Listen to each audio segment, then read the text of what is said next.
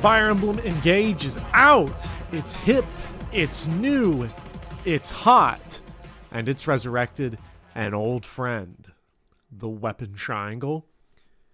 Reviews of Engage, they just can't help themselves. They have weapon triangle fever, and yeah, I get it. Weapon triangle is a comfort food mechanic. If you're a Fire Emblem fan, the weapon triangle returning feels like coming home.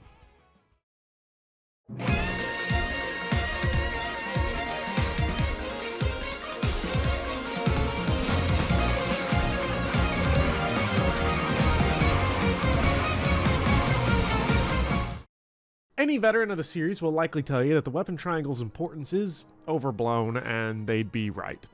It's spoken of by many as the series' defining mechanic, but it really isn't. The weapon triangle is in 12 of the 17 main games, or about 70% of them, and its usefulness varies wildly by game. In reality, the defining feature of Fire Emblem are the player phase enemy phase cycle and the attack retaliation flow of combat. But it's easy to see why many view the weapon triangle as core to the series. Until Shadows of Valentia, every Fire Emblem game had the weapon triangle since Genealogy of the Holy War, including every game released outside of Japan. In the first international release, The Blazing Sword, one of the first tutorials the game gives the player is about the weapon triangle. In Chapter 1, Sane absolutely eats shit when he attacks an axe bro with a lance. He misses, gets cooked, and needs Kent to come in and play Fire Emblem properly. Weapon Triangle is a simple rock, paper, scissors mechanic where the weapon types have advantages and disadvantages over other weapon types. The benefits vary from game to game, with the most consistent benefit being a hit rate and avoid rate bonus to the advantaged party. What happened in Blazing Sword Chapter 1 is that the weapon triangle asserted dominance. If you attack from disadvantage, you lose. If you attack from advantage, you win. It's not the most in-depth strategic mechanic ever, but for many players, myself included, it's a fun consideration. It means that who you use matters, where you move them matters, and what you attack with matters. You have to have a little bit of extra consideration for inventory management, movement order, attack order, who you use on enemy phase. It's all very exciting. The problem is that the weapon triangle just doesn't matter as much as the games present and as our brains assume. Fans who got into the series with Awakening will likely remember Frederick beating the weapon triangle as one of their earliest Fire Emblem meme memories. As true statements go, this is the truest, but why? By simply giving small bonuses to combat parameters, the weapon triangle can effectively be outpowered or nullified by other gears in the machine. This is a problem that the weapon triangle has basically always had. In Genealogy of the Holy War, the advantage bonus is plus 20 hit and 20 avoid. However, because of how weapon weight works, going for weapon triangle advantage with lances or axes can actually make enemy hit rates better than simply using the lightweight swords. In Thracia 776, the bonuses were reduced to plus 5 hit and avoid, which means that the hit rate difference between weapons would be more impactful than the triangle. For example, attacking a lance enemy with a sword user versus an axe user will likely favor the sword user since, for example, a steel sword has 10 more hit than a steel axe. It doesn't mean the weapon triangle is useless, but it's a lower consideration and can sometimes actively hurt the player if they are intent on taking advantage of it. The GBA and Tellius games made it more impactful by way of bulk bonuses. Having advantage in combat grants plus 1 damage dealt and minus 1 damage received, along with the hit and avoid bonuses. However, this doesn't mean that the weapon triangle advantage is always a net positive. In games like The Binding Blade, weapon accuracy can be really low.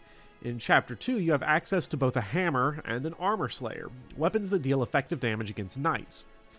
The boss of the map is a knight wielding a lance, which sends off axe bro alarms, but the hit difference between Wade with the hammer and Dick with the armor slayer is 38, despite the weapon triangle, and because of 2RN, the actual hit difference is 58.84%.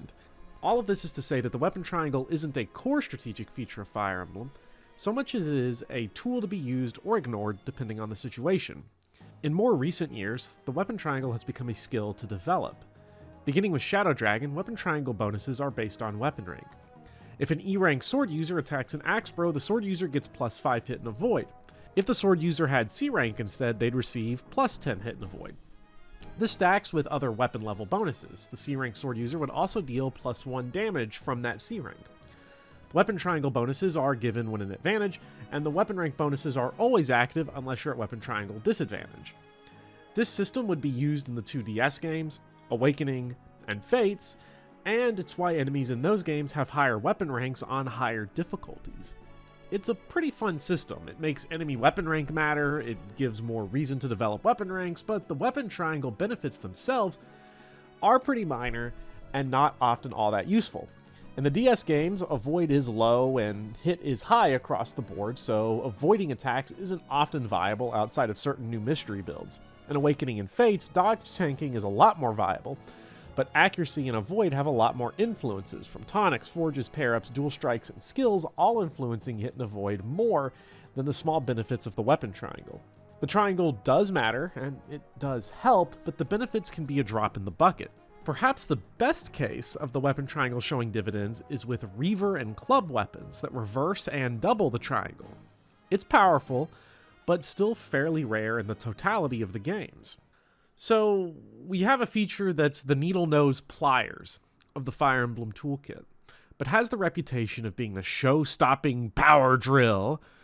Is there a way the weapon triangle can be made more important and also not massively favor the player almost all the time? That's where Fire Emblem Engage and its new break mechanic come in. The weapon triangle in Engage is awesome.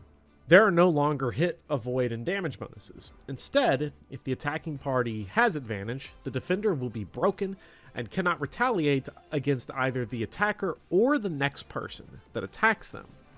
This rules so much for a couple of reasons. The first is that it makes sequencing attacks more important and can allow for more interesting bosses. Bosses have basically never been interesting in Fire Emblem, and for the first time in Engage, they are consistently fun to deal with. Gone are the days of throwing Ogma into Hyman and hoping everything works out. There's a lot that goes into making the bosses fun, but let's focus exclusively on break. If you have a hand axe wielding maniac running around that can one-round a lot of your team, the weapon triangle is your best friend. You see, this guy murders everyone. But instead of the old school method of toggling battle previews until we find one that works, the question now is all about sequencing. I can smack him around with a Wudao and avoid getting countered because now he's broken. Break also applies to one more round of combat, so I can have a frail party member attack safely. Beyond bosses, Weapon Triangle and Engage affects many regular enemies. No longer can you send someone out with a javelin and just have them go to town. Engage often mixes up the weapon types that enemies have, and since enemies like to break the player more than anything else from what I can tell, sending out a bulky unit with a javelin without paying attention to the weapon triangle means that your only accomplishment is going to be taking a shitload of damage. Now, me personally, I just wouldn't get broken, but that kind of strategy is no longer good enough. Because of break, Engage works overtime to create overlapping enemy ranges and diverse weapon mixes. This means that when planning out an enemy phase, the type of weapon matters a lot more than in previous games, and that you can't always lean on your bulkiest unit. Sometimes you gotta put someone a little squishier out there that can at least get to work. Engage is the first Fire Emblem game where the weapon triangle is a consistent strategic consideration all the way through the game, since its impact in both the player and computer's hands is so strong. For me, Engage is the best the weapon triangle has ever been, the most relevant it's ever been, and it shows the depths that can be achieved with such a simple mechanic. So then, where does it go from here? Well, I'm not sure. With more Fire Emblem games certainly to be made in the future, the weapon triangle will continue to be around or not be around or tweaked to whatever degree they see viable, and it'll be interesting to see how it changes in the future. But there is one thing I can be sure of, and that's that this video was not possible without the support from viewers on Patreon and here on YouTube as YouTube members. On screen right now, you can see all the names of all the wonderful supporters that make these videos possible. Consider subscribing yourself.